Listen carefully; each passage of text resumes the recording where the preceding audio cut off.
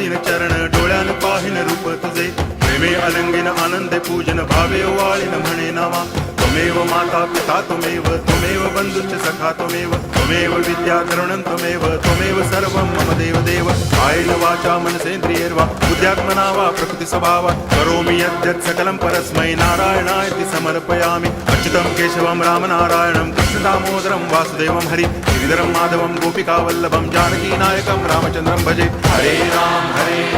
Ram Ram Hare Hare Hare Krishna